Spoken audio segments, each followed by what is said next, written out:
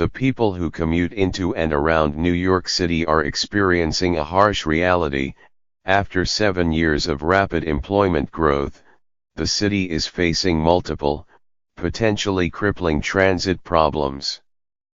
Record numbers of commuters are squeezing onto crowded trains on antiquated rail networks faltering after decades of underinvestment, traveling through tunnels seriously damaged by Hurricane Sandy flooding in 2012.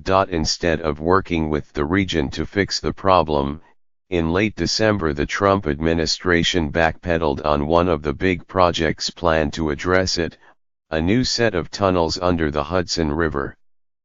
In response, officials and transportation agencies should consider going it alone and not waiting for federal funding. Here's the background.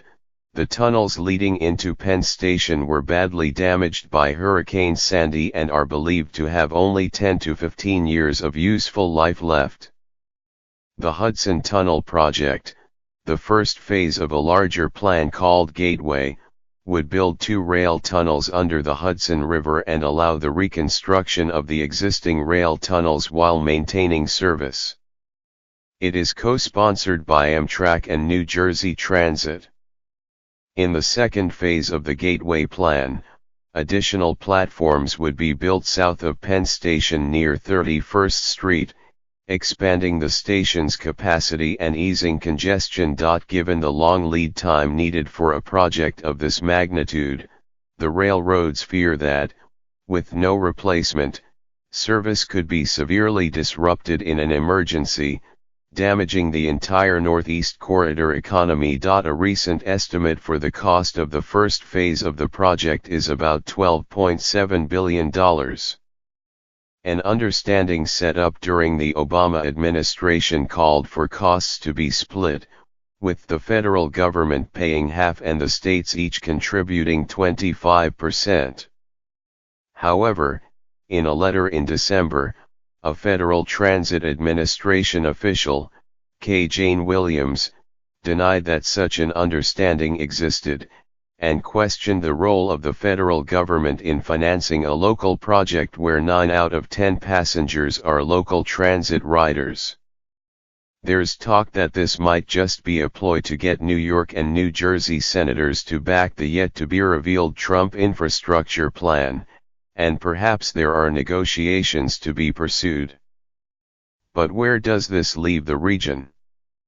The clock is ticking on the useful life of the tunnels, and the second phase of the Gateway plan, in which long-suffering New Jersey Transit commuters would get double the number of trains and direct service to Manhattan on more lines, recedes into the future. The city depends on those commuters to keep its economy growing. New York State gets a big slice of non-resident income tax revenue from them. And for northern New Jersey's economy, jobs in Manhattan are, by far, the largest industry. New Jersey ranks third in per capita personal income among the states, and New York fourth. They are big net contributors to the federal budget. Unfortunately, the lesson of the recent past with respect to taxes and transit both is that the two states can't count on their taxes making a round trip back from Washington. The states and the city have too much at stake to sit on the sidelines while the Trump administration ignores their needs. They need to evaluate how they can proceed without a federal partner. That means considering new revenue sources, as well as pushing for more efficient construction management and reordering other capital spending to emphasize transportation. How could the states generate more revenue?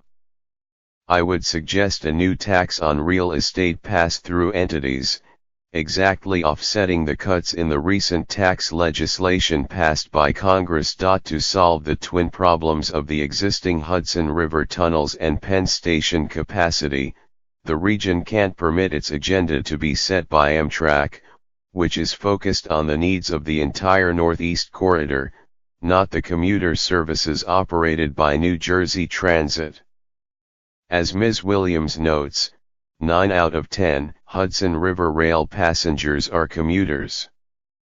Commuters should be the priority. Decision makers should also reconsider an earlier project called Access to the Region's Core, that was cancelled by Chris Christie when he was governor of New Jersey.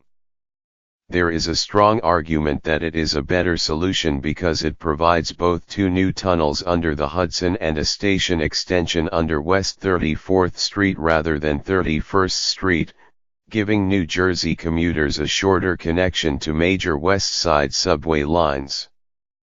While some changes will be necessary because of the passage of time, building the ARC project, rather than the Hudson Tunnel project, could get New Jersey Transit its needed capacity increase while putting its passengers in the right location. The federal funding environment is not hopeless.